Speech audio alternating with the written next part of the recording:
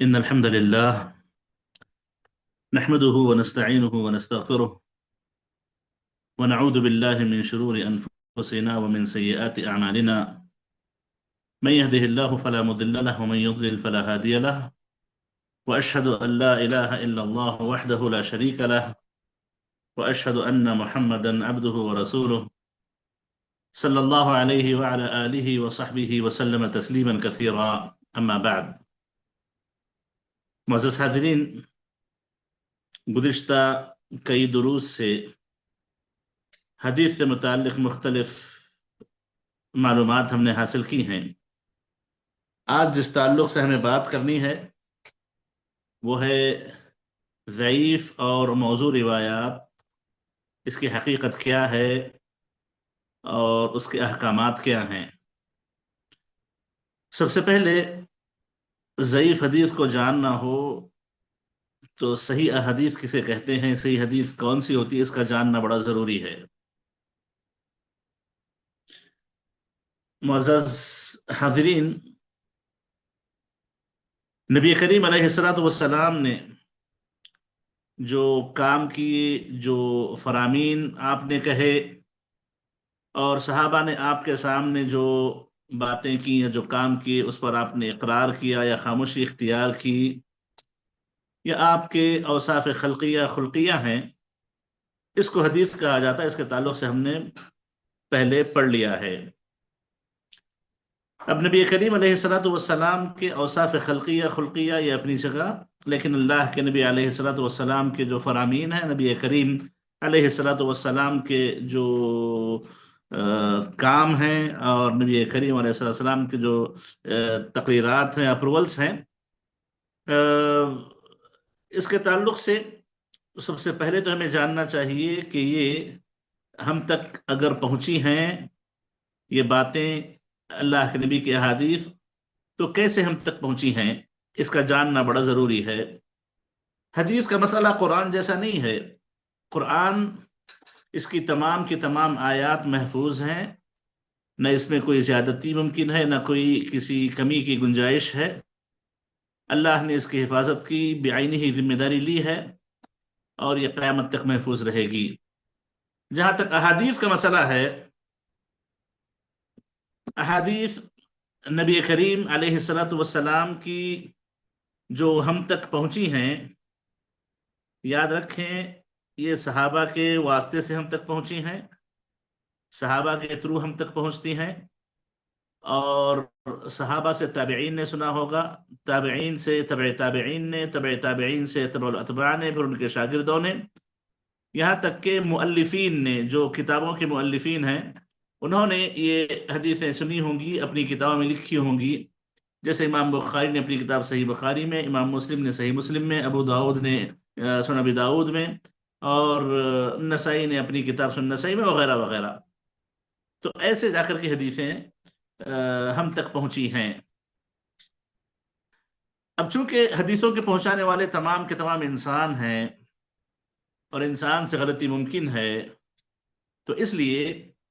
حدیثوں کی جانچ کی خاطر صحابہ کرام، تابعین اور علماء حدیث نے جو قواعد و ضوابط رکھے ہیں، وہ یہی قواعد و ضوابط ہیں کہ جس آدمی کے ذریعے حدیث پہنچی ہو، اس آدمی کا نیک ہونا، ایماندار ہونا، سچا ہونا، اپنے استاد سے اس حدیث کو سنا ہوا ہونا، سنی ہوئی حدیث کو محفوظ رکھنا، پھر اس کو اپنے بعد والے تک پوری حفاظت کے ساتھ پہنچانا، یہ تمام شرطیں عام طور پر لگائی جاتی ہیں۔ دیکھیے، صحیح حدیث کی تعریف کرتے علماء نے جو لکھا ہے، وہی لکھا ہے کہ حدیث اسی وقت صحیح ہوتی ہے جب اس کو روایت کرنے والے جو راوی ہوتے ہیں وہ عدل ہوں، وہ عدل ہوں۔ یعنی عدل سے مراد دیندار ہوں، اخلاق والے ہوں، مروت والے ہوں، اور ضابط ہوں۔ ضابط سے مراد ان کا حافظہ صحیح ہو، اچھے حافظے والے ہوں، غلطی نہ کرنے والے ہوں، نہ بھولنے والے ہوں، اور یا تو اپنے ذہن میں یاد رکھنے والے ہوں اس چیز کو، اس حدیث کو، یا نہیں تو اپنی کتاب میں لکھ کر کے اس حدیث کو یاد رکھنے والے ہوں، اور اگر وہ اپنی اس حدیث کو کتاب میں لکھ کے یاد رکھتے ہیں تو جب سے انہوں نے کتاب میں حدیثیں لکھی ہیں اس وقت سے لے کر کے جب تک زندگی پر وہ حدیثیں بیان کرتے رہیں گے اس کتاب سے، اس کتاب کی حفاظت ان لوگوں نے کی ہو، اس کو دوسروں کے ہاتھ نہ لگنے دیا ہو، کسی اور کو اس پہ کمی زیادتی کرنے کی اجازت نہ دی ہو، جو انہوں نے لکھا ہو وہی اس میں موجود ہو، کوئی کمی کوئی زیادتی نہ ہو، تو یہ ضابط کہلاتا ہے۔ اب اس کے بعد تیسری شرط جو لگاتے ہیں وہ یہ شرط لگاتے ہیں کہ حدیث جب کوئی پہنچی ہم تک تو اسی وقت تو صحیح ہو سکتی ہے جب وہ جس نے روایت کیا ہو وہ اس کے استاد سے مل کر کے سنا ہوا ہو، اور اس نے اپنے استاد سے حدیث سنی ہوئی ہو، اور اس نے اپنے استاد سے حدیث سنی ہوئی ہو، اور اس نے اپنے استاد سے یہاں تک کہ صحابہ تک مکمل یہ سند پہنچتی ہو، صحابہ تک یہ سند پہنچتی ہو، یعنی ہر شاگرد نے اپنے استاد سے ملاقات کی ہو، وہ حدیث سنی ہو، اسے اتصال سند کہا جاتا ہے، یعنی سند کا متصل ہونا، جو چین ہے راویوں کی وہ ڈسکنیکٹڈ نہ ہو، بالکل جڑی ہوئی ہو۔ یہ تین شرطیں ہوئی۔ سب سے پہلی چیز تو یہ ہوئی کہ راوی عدل ہو، ایماندار ہو، دوسرا راوی ضابط ہو، ضابط یعنی حافظے کا اچھا ہو، اپنی کتاب کی حفاظت کرنے والا ہو، اور تیسرا سند بالکل مسلسل ہو، سند میں کوئی خلل واقع نہ ہوا ہو، یعنی ایسا نہ ہو کہ میں نے کوئی حدیث بیان کی ہو اور وہ حدیث میں نے اپنے استاد سے نہ سنی ہو، بلکہ اپنے استاد کے استاد سے سنی ہو وہ حدیث، تو استاد کے استاد سے میری ملاقات نہیں ہے، تو جن سے میری ملاقات نہیں ہے ان سے میں کیسے حدیث بیان کر سکتا ہوں؟ سند متصل نہیں ہوئی، سند میں ایک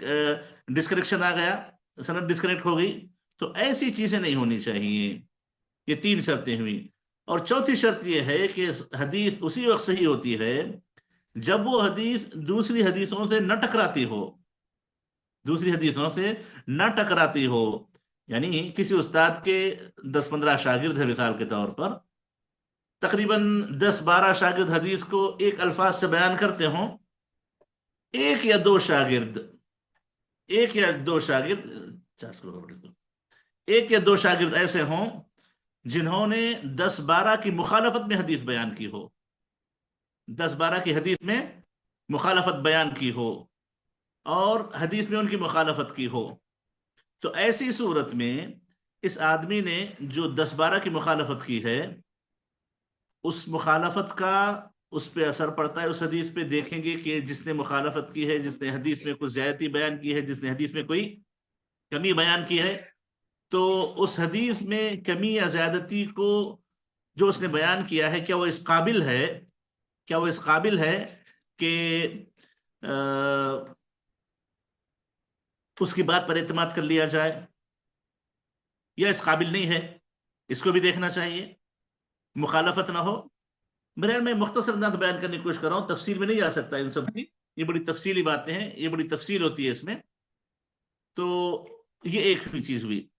اور پانچویں شرط یہ ہے کہ علل نہ ہو، حدیث میں کوئی علت نہ ہو۔ علت سے مراد یہ ہے کہ حدیث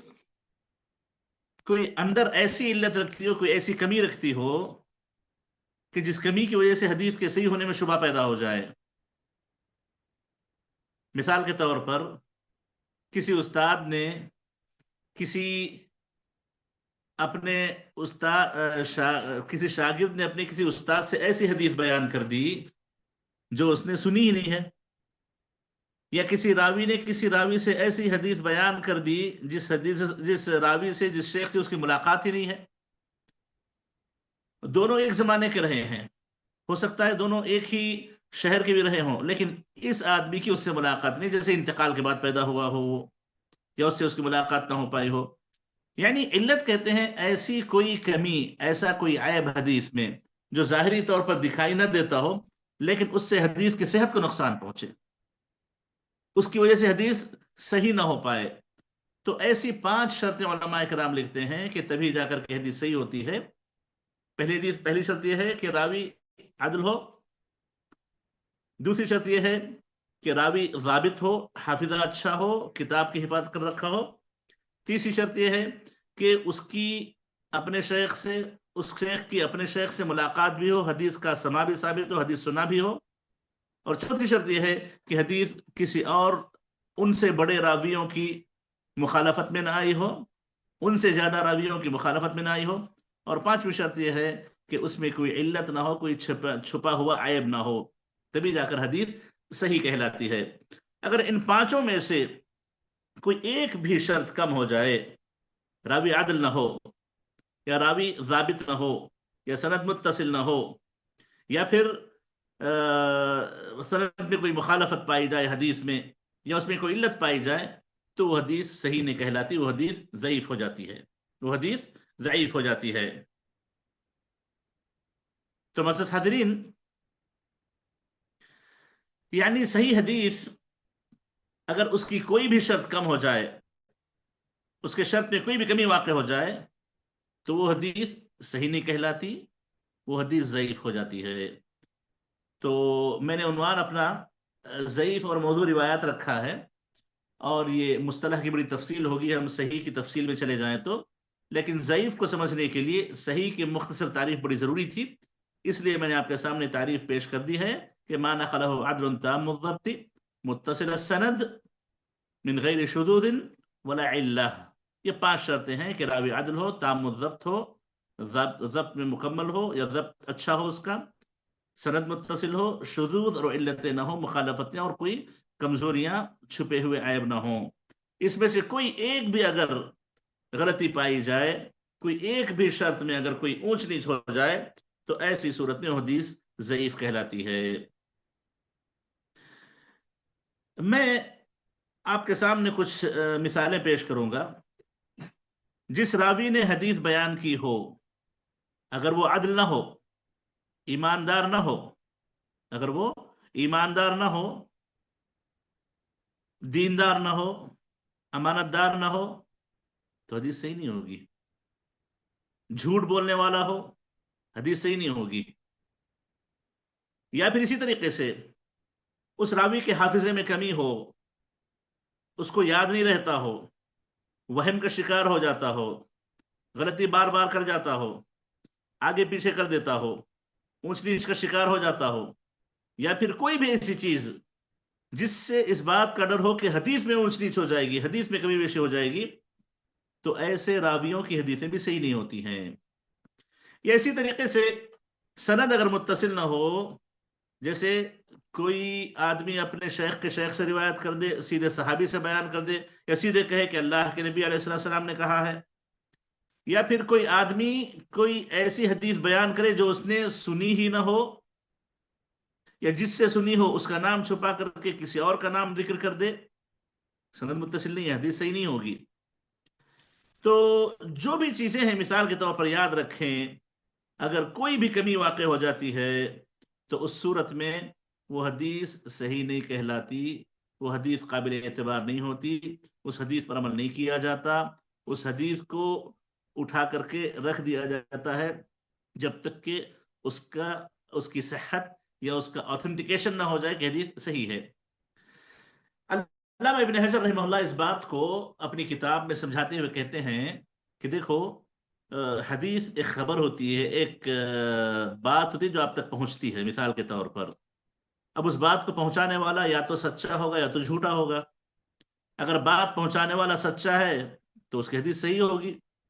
समझने के लिए बता रहे हैं वो, कि अगर कोई बात पहुंचा रहा है आपको, तो बात पहुंचाने वाला अगर सच्चा हो तो उसकी बात सही है। गालिब गुमान यही होता है, आपको ये अंदाजा होता है कि इसकी बात सही होगी, जब ये कह रहा है तो सही कह रहा होगा। और अगर बात कहने वाला झूठा हो, मिसाल के तौर पर, तो झूठा आमतौर पर झूठी कहता है, आमतौर पर झूठी कहता है, उसके बाद झूठी होगी। और अगर कोई बात पहुंचाने वाले के ताल्लुक से ना जानता हो कि वो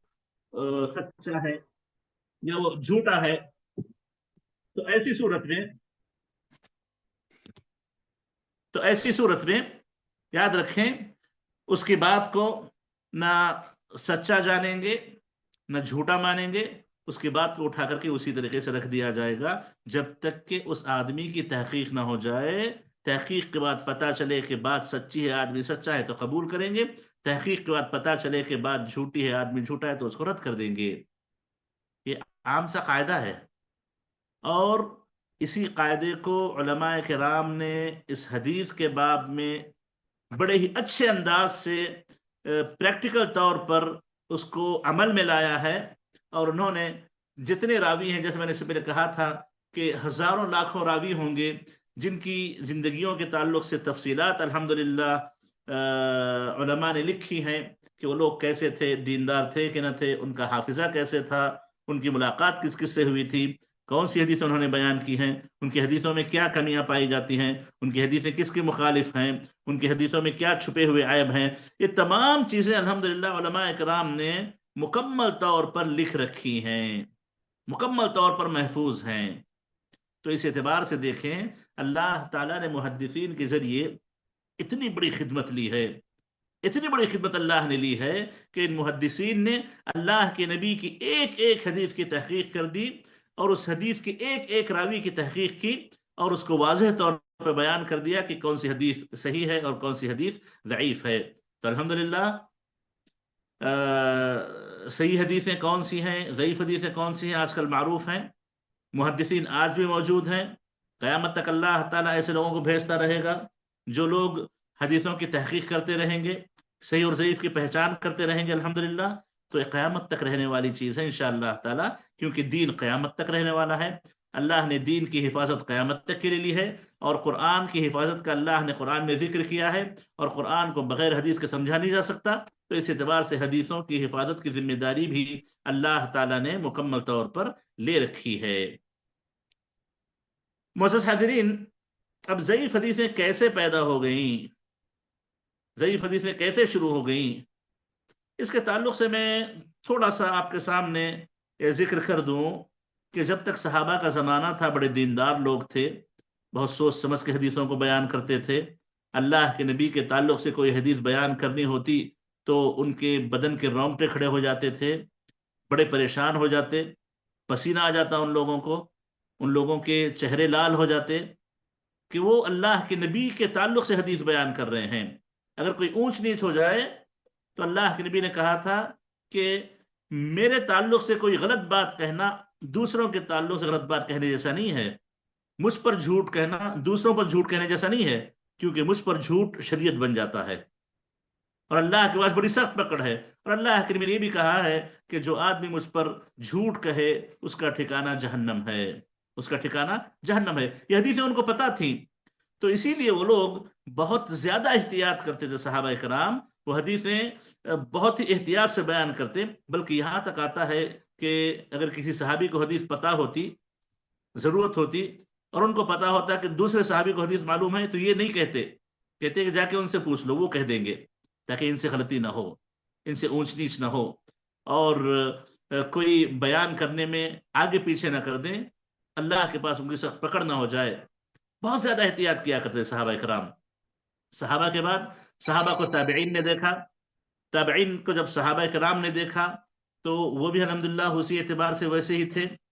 الحمدللہ وہی بڑے احتیاط کرنے والے، بڑے متقی پرہیزگار انسان تھے، اور جہاں تک ہو سکے اپنے آپ کو وہ ان تمام چیزوں سے دور رکھتے، بچائے رکھتے کہ ان سے کوئی خامخواہ کی باتیں روایت ہو جائیں، خامخواہ کی باتیں وہ بیان کرنے لگیں، اس بات کی وہ پوری احتیاط کیا کرتے تھے۔ تو معزز حاضرین، جیسا اللہ کے نبی نے کہا کہ سب سے بہتر زمانہ صحابہ کا ہے، پھر تابعین کا ہے، پھر تبع تابعین کا زمانہ سب سے بہتر زمانہ ہے، تو اس اعتبار سے سب سے بہتر زمانہ صحابہ کا، تابعین کا، تبع تابعین کا ہے۔ تو صحابہ کے زمانے میں جھوٹ بہت کم موجود تھا، غلطیاں بہت کم موجود تھیں۔ تابعین کے زمانے میں اس کے مقابلے تھوڑا سا غلطیاں زیادہ ہونے لگیں، تبع تابعین کے زمانے میں تھوڑا سا اور بڑھ گئے، اور جیسے جیسے زمانہ آگے بڑھتا گیا غلطیوں کے امکانات بڑھنے لگے، غلطیوں کے امکانات بڑھنے لگے۔ تو معزز حاضرین، جب ان لوگوں سے غلطیاں ہونے لگیں تو عام طور پر صحابہ کے زمانے میں جب کوئی کسی کو آ کے اللہ کے نبی نے یہ کہا، اللہ کے نبی نے یہ کہا سناتا تو فوری مان لیتے، قبول کر لیتے تھے۔ لیکن جیسے زمانہ اللہ کے نبی سے دور ہوتا گیا، غلطیاں بڑھنے لگیں، لوگ منمانی کرنے لگے، بغیر ضبط کیے کہ لوگ روایتیں بیان کرنے لگے، تو اس وقت صحابہ کرام نے، تابعین نے اور دوسروں نے تحقیق کرنا شروع کر دی کہ جو تم حدیث بیان کر رہے ہو تم نے کس سے سنی ہے۔ تحقیق شروع ہونے لگی۔ ایک واقعہ میں صحابہ کے زمانے کا بیان کر دوں۔ ابو موسیٰ اشعری رضی اللہ تعالیٰ عنہ عمر بن خطاب کے گھر پہنچتے ہیں، دروازہ کھٹکھٹاتے ہیں ایک مرتبہ، عمر مشغول ہیں دروازہ نہیں کھولتے، ایک اور بار دروازہ کھٹکھٹاتے ہیں، عمر مشغول ہیں دروازہ نہیں کھولتے، سلام کرتے ہیں، پھر ایک اور بار دروازہ کھٹکھٹاتے ہیں، 3 مرتبہ سلام کر کے 3 مرتبہ دروازہ کھٹکھٹاتے ہیں، دروازہ نہیں کھلتا تو واپس چلے جاتے ہیں۔ اتنے میں عمر کو احساس ہوتا ہے کہ کسی نے اجازت مانگی تھی۔ وہ اٹھتے ہیں، دیکھتے ہیں باہر نکل کے، سمجھتے ہیں کہ ابو موسیٰ اشعری ہیں واپس جا رہے ہیں، تو فوری انہیں بلاتے ہیں، انہیں بلا کر کہتے ہیں کہ کیوں آئے تھے تم؟ کہا کہ فلاں وجہ سے آیا تھا۔ کیوں واپس چلے گئے؟ تو کہنے لگے کہ اللہ کے نبی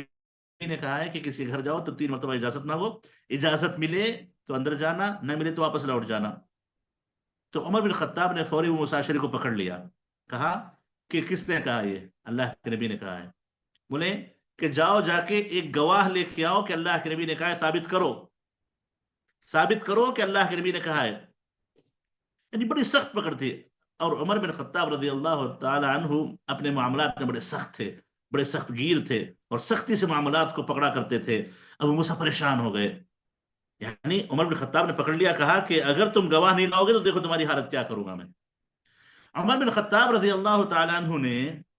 جب ابو موسیٰ سے ڈانٹ کر کے کہا کہ جا کے گواہ لے کے آؤ، تو فوری وہ انصار کے پاس چلے گئے۔ انصار صحابہ ایک مجلس میں بیٹھے ہوئے تھے، جا کر کے واقعہ بیان کیا، پریشان تھے، جا کر کے کہا کہ عمر نے ایسے ایسے کہا ہے۔ تو صحابہ نے کہا کہ یہ تو ہمارے بچے بچے جانتے ہیں،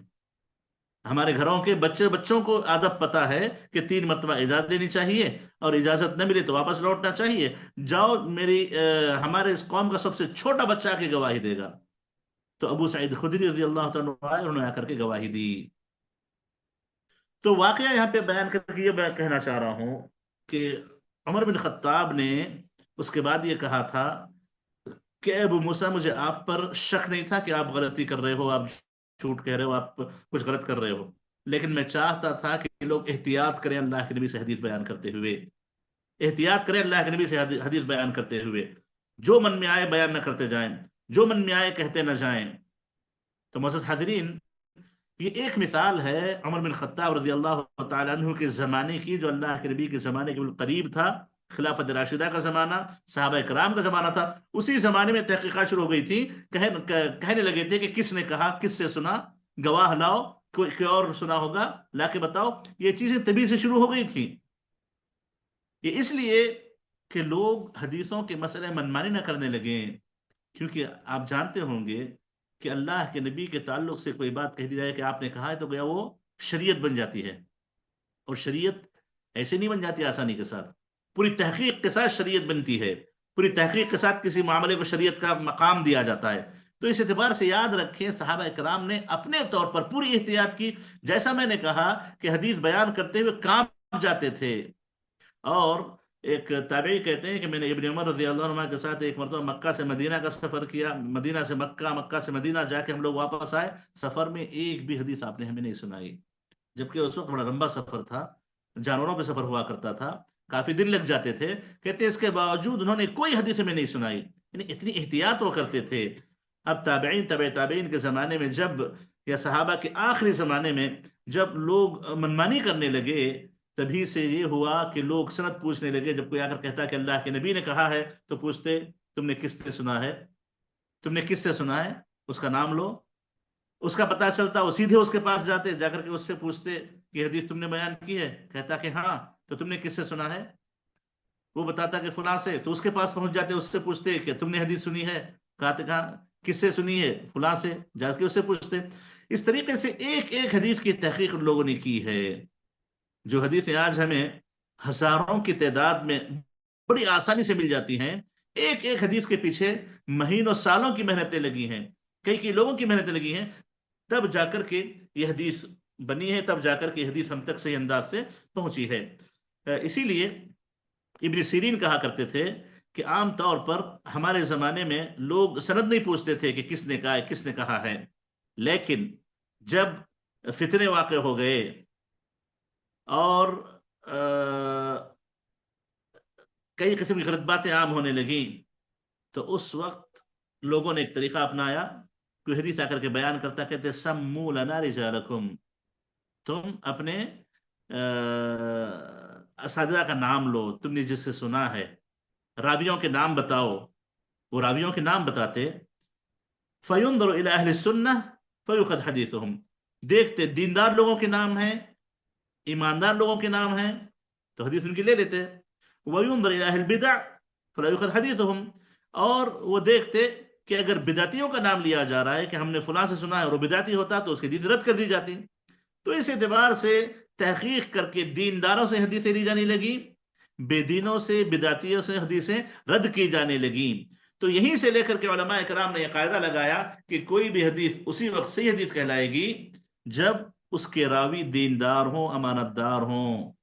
اس کے راوی اس حدیث کو یاد رکھیں، اس میں کوئی کمی نہ کیے ہوں. تو معزز حاضرین، یاد رکھیں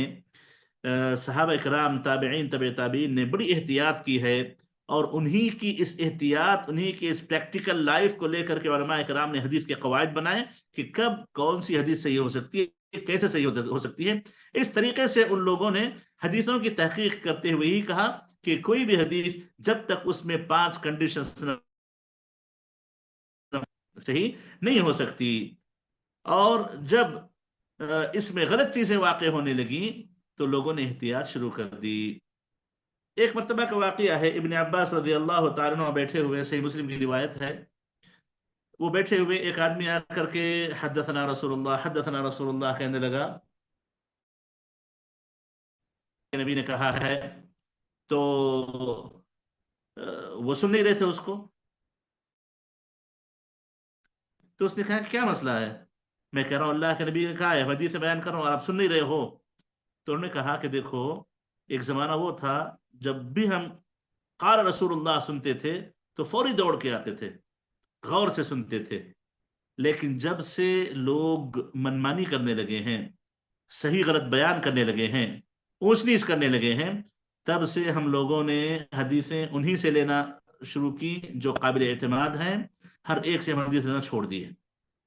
ہر ایک سے ہم نے حدیث لینا ترک کر دی، ہم نے چھوڑ دیا. تو معزز حاضرین، یہ اس بات کی دلیل ہے کہ اسی زمانے سے احتیاط شروع ہو گئی تھی،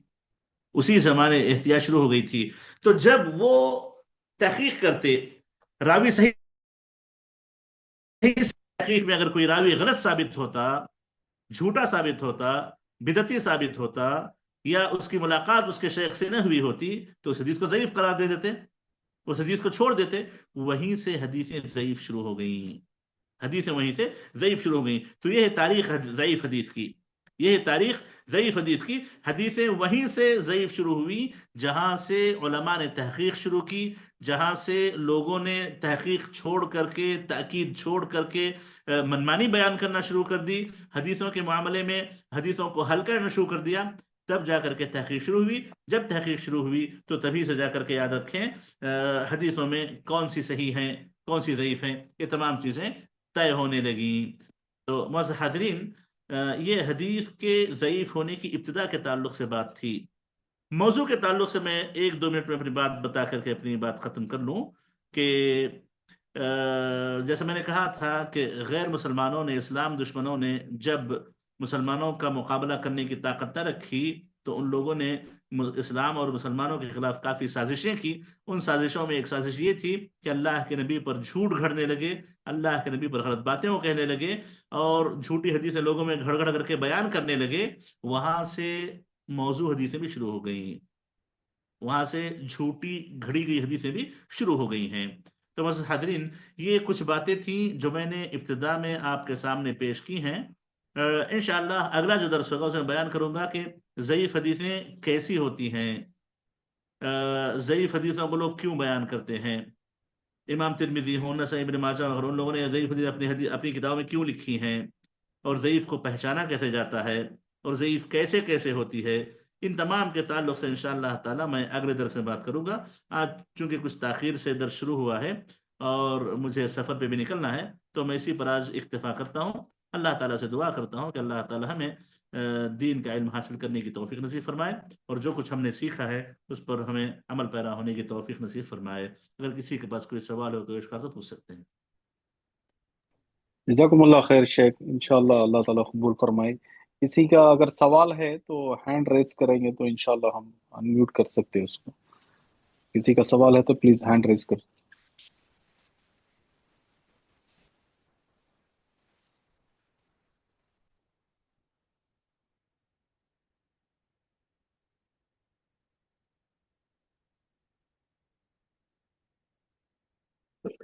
شیخ ایک سوال تھا کہ ابھی جب ہم احادیث کا علم جو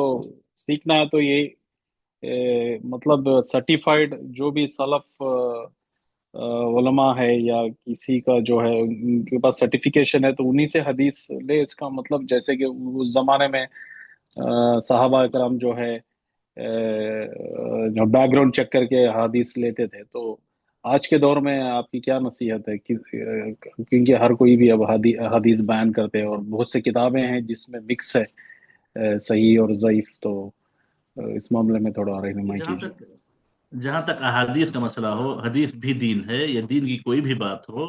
عام طور پر اس کے تعلق سے قاعدہ جان رکھیں کہ علماء سے علم لیا جاتا ہے، اور کون سے علماء؟ متقی پرہیزگار دیندار علماء، جو حافظے کے اعتبار سے بھی اچھے ہوں، دین کے اعتبار سے بھی اچھے ہوں، امانت دار بھی ہوں، اور دین کی اہمیت کو سمجھتے ہوں، اور حدیث کی صحت و ضعف کو پہچانتے ہوں، ایسے علماء سے دین لیا جائے گا۔ ہر ایرے غیرے سے دین کی باتیں، حدیثیں نہیں قبول کی جا سکتی، ہر ایرے غیرے سے حدیث کی باتیں نہیں لی جا سکتی۔ یاد رکھیں، حدیث یہ دین ہے، حدیث یہ دین ہے، اور اگر دین کا مسئلہ نہ ہوتا تو کچھ بھی فرق نہیں پڑتا، لیکن جب دین ہے، دین کا پورا دار و مدار انسان کی آخرت کی کامیابی اور ناکامی پر رکھا ہے، تو اس اعتبار سے یاد رکھیں، اس حدیث کو آپ انہی سے قبول کریں گے جو قابل اعتماد ہوں، اور جو معاشرے میں نیک صالح بہتر علماء جو صحیح عقیدے کا حامل ہیں اور علم رکھنے والے ہیں، متقی پرہیزگار ہیں، مشہور ہیں اس طریقے سے، انہی لوگوں سے علم حاصل کیا جائے گا، انہی لوگوں سے حدیثیں قبول کی جائیں گی، اور اہل غیر سے حدیث قبول نہیں کی جاتی۔ اور جہاں تک حدیثوں کے صحیح اور ضعیف ہونے کا مسئلہ ہے، تو یہ بہت کم لوگ ہیں جو اس کا حکم لگانے والے ہیں۔ جیسے ہمارے زمانے میں دیکھیں، شیخ البانی رحمہ اللہ، شیخ البانی رحمہ اللہ تھے جو حدیثوں پر صحیح اور ضعیف کا حکم لگاتے تھے۔ بہت ہی کم علماء ایسے ملیں گے جو حدیثوں کی صحت اور ضعف کی پہچان کا معیار رکھتے ہیں، ان کے پاس تمیز ہو اس کی، ایسے بہت کم علماء آپ کو ملیں گے۔ تو اس اعتبار سے دیکھیے کہ محدثین جنہیں کہا جاتا ہے یہ بہت کم ہیں۔ حدیث کے صحیح اور ضعیف ہونے کا جو فیصلہ ہے انہی علماء سے ہوگا، اور انہی پر اعتماد کرتے ہوئے ہم اپنی بات کو لے کر کے چلیں گے۔ کوئی بھی عالم، اگرچہ تفسیر میں بہت بڑا عالم کیوں نہ ہو، فقہ میں بہت بڑا عالم کیوں نہ ہو، یا پھر کسی اور دین کے مسئلے میں بہت بڑا عالم کیوں نہ ہو، اس کی بات حدیث کے مسئلے میں جب تک وہ قابل اعتبار نہ بن جائے، قابل اعتماد نہ ہو جائے، اس کی بات قبول نہیں کی جائے گی۔ یہ خاص ایک فن ہے، اس فن کے ماہرین ہیں، انہی سے یہ حدیثیں صحیح اور ضعیف کا فیصلہ لیا جائے گا، ہر ایک سے صحیح اور ضعیف تسلیم نہیں کیا جاتا۔ تو اسی لیے آپ جب کبھی دیکھیں، شیخ البانی کی صحت و ضعف کا عام طور علماء اہتمام کرتے ہیں، کہتے ہیں کہ ابو داؤد نے اس کو روایت کیا ہے، اور شیخ البانی نے اس کو صحیح قرار دیا ہے، شیخ البانی نے اس کو ضعیف قرار دیا ہے۔ اس انداز سے آتا ہے، یہ ہمارے زمانے کے علماء ہیں، ورنہ پیچھے چلے جائیں تو ابن حجر ہیں، امام سیوطی ہیں، اور امام عراقی ہیں، امام مزی ہیں، امام بزار ہیں، ابن ملقن ہیں، بہت سے علماء ہیں جن لوگوں نے حدیث کے صحیح ضعیف کا اہتمام کیا ہے۔ تو اس اعتبار سے جہاں تک حدیثوں کا مسئلہ ہے صرف محدثین سے بات لی جائے گی، جہاں تک دین کی باتوں کا مسئلہ ہے صرف دیندار صحیح عقیدے کے لوگوں سے دین کی باتیں قبول کی جائیں گی، ہر ایک سے باتیں قبول نہیں کی جاتی۔ اللہ عالم۔ جزاکم اللہ خیر شیخ، ابھی دو پارٹیسپینٹس ہینڈ ریز کیے، اجازت ہے شیخ انمیوٹ کر سکتے مختصر ہو تو کر لیں، ورنہ پھر اگلے مرتبہ کر لیں گے ان کو۔ ہیں؟ انشاءاللہ شیخ، تو اگلے آپ سفر میں جا رہے بول رہے تو اگلے بار ہی کر لیں گے پھر ان کو انشاءاللہ۔ سوال کرنے دیجیے، ان کو سوال جی کرنے جی، دیجیے، اگر اوکے اوکے، جواب لمبا ہوگا تو میں اگلے پہ ٹالتا ہوں، مختصر تو انشاءاللہ۔ بول دیتا ہوں۔ IPad guest, iPad آپ کو انمیوٹ کیا گیا ہے، آپ پوچھ سکتے ہیں۔ سوال مختصر کریں آپ۔ ان کا شاید نہیں ہو رہا، تو یہ محمد آسمان ناس، آپ کو بھی انمیوٹ کیا گیا، آپ سوال کر سکتے ہیں۔ السلام علیکم ورحمۃ اللہ وبرکاتہ۔ وعلیکم السلام ورحمۃ اللہ وبرکاتہ۔ شیخ موضوع جس سے میں بتائیں ہٹ کے ہے شیخ، اللہ کے نبی صلی اللہ علیہ وسلم کے سیرت کا ہے شیخ یہ۔ جب اللہ کے بتائیے نبی صلی اللہ علیہ وسلم انتقال ہو جاتے تو صحابہ کرام بولتے کہ انہوں انتقال نہیں ہوئے، موسیٰ علیہ السلام گئے ہیں پھر واپس سے ان کی بولنے نہ شیخ۔ تو اس کا آنسر سمجھ میں نہیں آ رہا شیخ، ایک کام کیجئے، اس کو آپ اگلے مطلب مرتبہ اللہ پوچھیے، تعالیٰ بتاتا تو ہوں۔ عیسیٰ علیہ السلام میں ابھی سفر پہ نکلنے والا جزاک ہوں، اللہ خیر۔ آئندہ جمعرات آپ کے لیے میں آپ کو جواب دے دوں گا انشاءاللہ تفصیل سے۔ جزاک اللہ خیر شیخ، تو اسی پر ہم اختتام کریں گے کیونکہ پھر میں سوال اگلا ہفتہ رکھ لیں گے انشاءاللہ۔ جی جی انشاءاللہ باذن اللہ۔ انشاءاللہ جزاکم اللہ خیر، سبحانک اللہم و بحمدک، اشہد ان لا الہ الا انت، استغفرک و اتوب الیک۔